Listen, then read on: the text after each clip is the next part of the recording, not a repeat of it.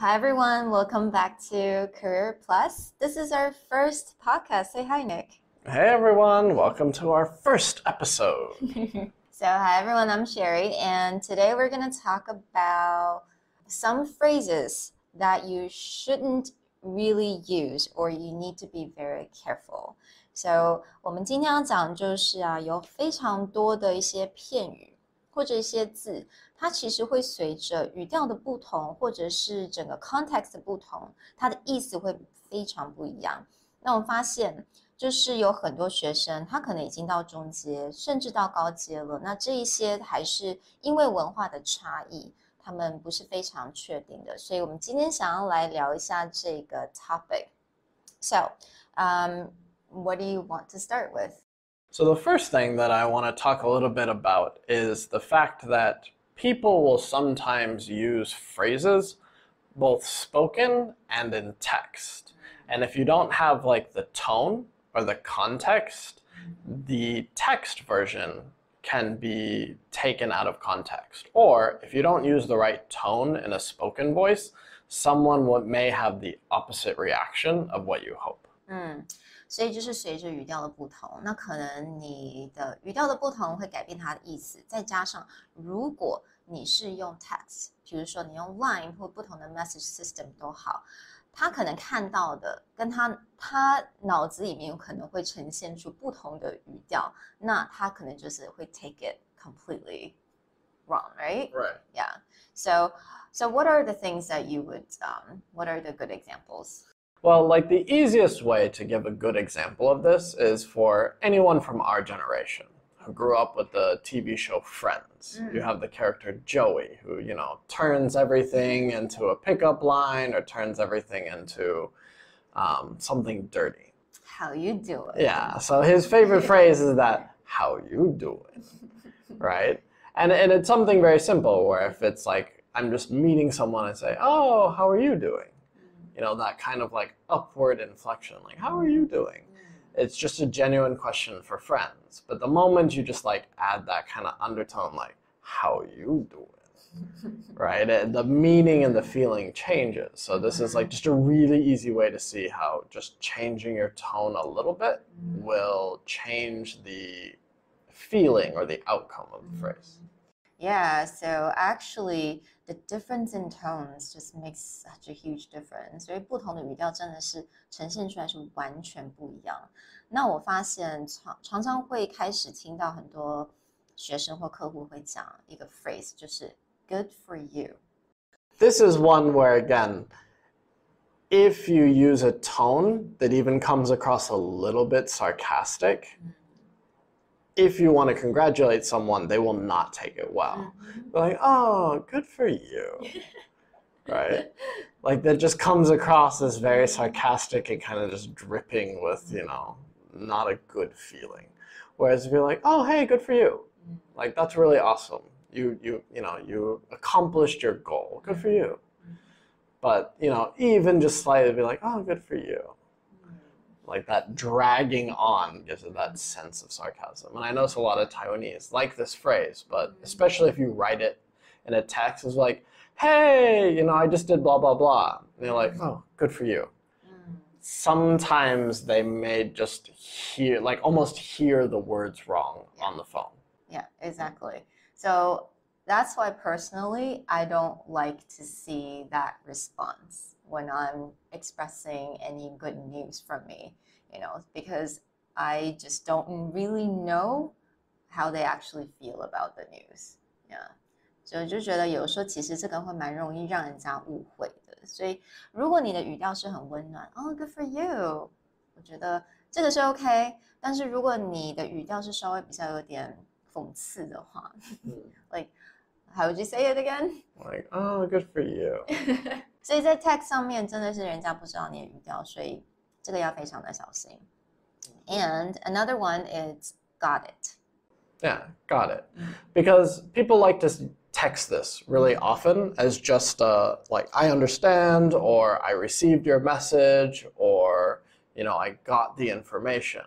But when you use, especially in English, when you use very short phrases, the tone can very easily become like, yeah, got it. which is, like I have it, but I'm not happy about having it. She's like, yeah, got it. Yeah. Personally, when I don't feel happy about it, I'll use very short. Oh, yes. I have received those text messages where someone's not in a good mood. We go from, oh, thanks for sending that to, got it. Yeah, so, when I'm happy, when I'm in my good mood, I will be like, oh, thank you so much. I understand, well received, or, something that's a little bit longer. But, when I'm just like a little bit annoyed, I'll be like, got it. And sometimes I would use K. Yeah, K. K. Instead of okay, right? Like it's literally 2 characters, but when someone just writes K, or just like KK, it's a little bit hard in text to tell whether you're in a rush or whether you're just kind of like being passive aggressive. Yeah, like K, got it. Like just write the whole word. 所以还是小心点啦。如果你了解一件事情，或者人家跟你讲一个 news， 你就说OK, understand， 或者是收到咯。Don't say got it, don't say K or KK. Just not really appropriate for business settings. Yeah, especially when you're like cross-cultural communication. And so again, the person may not be aware of your English level and they may just take it. The other side is maybe you are trying to be a little bit more like cold, not cold, but it's like you're trying to send them a message that you're unhappy about the situation. But if you always write, like K or KK, they may just take it as like business as usual. They're not reading into it, but you might just be like, fine. I see. So set the difference, right? Yeah. Make sure that like the way that you speak or the way that you type, there is a clear difference between, your happy side and your less than happy side. Okay. All right. So there is another one that I personally find it very interesting because it's a difference in tones. And when you're texting this question, oh my gosh, it could just be someone else would start taking their knife out. It's the question, is that a good idea? I mean, anytime you ask a question, especially in English, simple questions with a different tone can become very easy to misinterpret. And especially questions that seem like feedback or criticism. So when you use the phrase like, is that a good idea? Like, is that a good idea? It can easily come across as not great. Whereas if you were, you're giving someone feedback and be like, oh, is this a good idea? Or is this something we should try? That more like open and warm tone doesn't translate all the time. So someone may just like, here's what I want to do, and we should get started right away. And if someone's just like, is that a good idea? You don't know if that's is that a good idea? Should we try that? Or that's is that a good idea? Like really? Like really? Is that a good idea? Okay. So I mean, like let's say in a business setting, like let's say in a conference call, we can't see their face. All we can hear is their voice. Would you replace that question with something else? Yeah, you might say something as like, can you elaborate a little more? Or can you give me a little more detail about why you want to do that? Basically is leave it a little more open-ended where someone feels they're being invited to explain their thinking. If you just start giving, again, especially in that conference call context where you can't see their face, and you just start giving criticism or giving feedback, it can come across like really the wrong way. 所以其实有的时候我们问这种问题 ，Is that a good idea？ 它非常的直接，但是呢，通常很多人，我不是说每一个人，很多人他们会觉得，当他在讲一下，他在 express 他的一个想法的时候，如果你问他这个问题，他可能会马上会觉得说，所以你意思就是说我这个不是很好的 idea 了吗 ？Right？他们会开始有点觉得，会心里不太舒服，所以通常这个时候你应该要问的问题是比较 open-ended， 让他们去解释说，他们的这个 idea，可能 details 什么 ，like more example， 所以不会让人家觉得说直接会去问他一个 yes and no question 啊。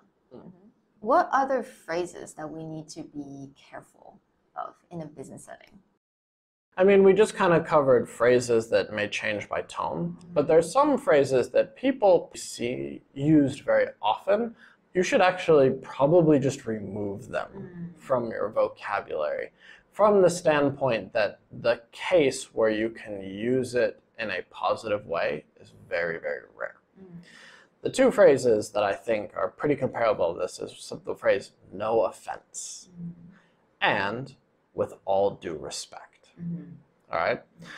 These are very common phrases. You will hear them all the time. But one thing that you need to understand is that the moment you use this phrase, the other person will get upset. Yes. Which seems ironic, because if you use "no offense," like you're trying to express this idea that I'm just going to give you feedback, I'm just going to give you criticism, but you should not take it personally. But the moment you hear the phrase "no offense," you immediately go, what? What do you want to say? And so I think this becomes like a very cultural context where, yeah, you may hear it all the time, but when we say "no offense," we actually know that the other person is not going to take it well. So they're going to talk about something like a bad news, right? Yeah, it's like bad news. It's especially criticism. Like, no offense, but those jeans make your ass big.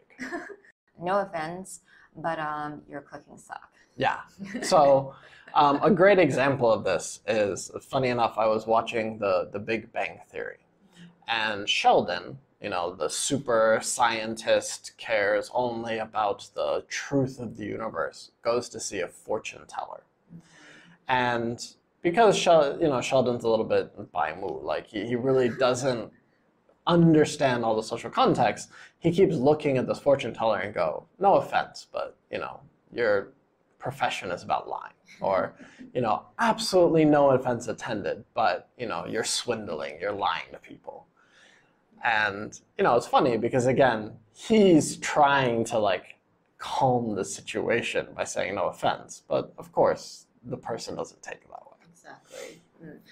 And 我觉得这个其实跟中文有一句很像。以前我会跟比如说我要跟我妈妈讲一些事情，那我知道她会生气，我就会先说：“你先不要生气哦。” Yeah, same as like, don't be angry, but here's this thing that's gonna make you angry. 但是我已经生气了。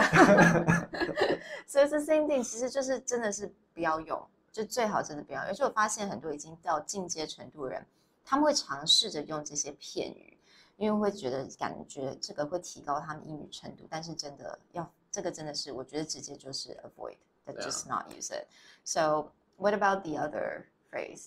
Well, I mean, "with all due respect" is very similar in that unless you're practicing your sarcasm or you enjoy joking with friends, if you look at someone and go, "with all due respect," it's the dumbest thing I've ever heard. With all due respect, you look terrible today. Yeah. So same as is like, if you want to really become a sarcasm expert, go for it. But in general, in a business setting, you should probably avoid this phrase. Right. The last phrase that we talk a lot about is something that seems quite innocuous, not really a big deal. Something, say, "sorry to trouble you," or "sorry for the inconvenience." And you'll hear this in English, again, a lot. Someone will be like, "Hey, sorry to interrupt, but blah, blah, blah." Or, "sorry for the inconvenience, but I need you to do this." This, again, in an American context, seems okay, and you'll hear it quite often. But one major issue that happens in Taiwan is culturally, you guys are a lot more apologetic than we are. Which means these phrases start to become overused in a way that's not really good for the person using it. Because if you're just going around all the time going, "Oh, sorry for taking up your time," or "sorry for the interruption," or "I apologize for interrupting you or causing you any trouble. Like, I don't want to bother you." Because in Chinese, you get like, "I don't want to trouble you all the time." Yeah. So when it gets overused, it becomes very like overly apologetic. And that's not great in a business setting because it seems like you're not confident about anything you do or that anything you do is not important. 我觉得这点非常的重要，因为真的是我发现非常多学生可能会对于自己的英文不是那么的有自信，所以不开口闭口都是 sorry， 或者是我打扰你 sorry to trouble you sorry for the inconvenience。那这个是比较文化上的，但是其实真的是在国外这种国际市场，你用多了，其实你自己的自信心会下降，而且你会让人家觉得说，这个人永远都在 apologize， 永远都在说 I'm sorry。对于你自己的领导能力啦，还有你的 image， 你整个形象其实都有减分的效果。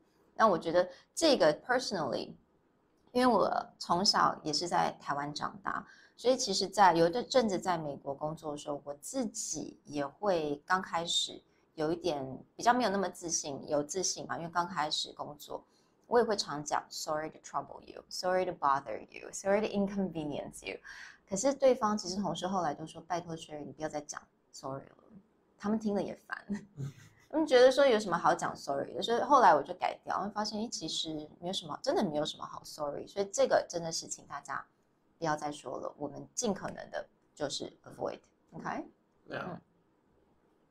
All right, so we're going to talk about something else, but this is very interesting actually. Just one word difference that you basically change entire meaning. Right. Just like one subtle shift in how you start a phrase can change the meaning to mean literally the opposite. So the easiest example of this is to say something like okay versus I'm okay. If you ask me a simple question like, hey Nick, do you want coffee? And I say okay, then very simple, yes. Right? But if you go, hey Nick, do you want coffee? And I say, I'm okay. That actually means no. Thank you. Yeah, no thank you. It's like, I'm fine. My current state is perfectly okay. See, that's another thing, saying I'm fine. Yeah. I'm good. I'm okay. So like, do you want coffee? I'm fine. I'm good. I'm okay. Actually all means no. Yeah. Right? Like the moment that you add I'm in front of it, you change the phrase to mean like, no, the current state, the current status is good. I do not require anything else. And so this becomes sometimes confusing because people are like, you said okay, so I brought it to you. Be like, no, I'm okay means I don't need that. Be careful about these, and because of some cultural differences， 就是有时候文化不同，我们会有时候稍微一点点语气的不同啊，语调的不同，或者是你前面加了一个小小的字，就是 even 是 I am， 你就会改变整个句子的意思。All right, so is there anything else? No, I think that these are some, key phrases that people can go back and think about their usage or their tones in order to have more effective business communication. Really glad you guys are listening today. If you have any questions or any suggestions for us, please leave us a message and we may actually just answer your question next time. Great. All right. Talk to you guys next time. Bye. Bye.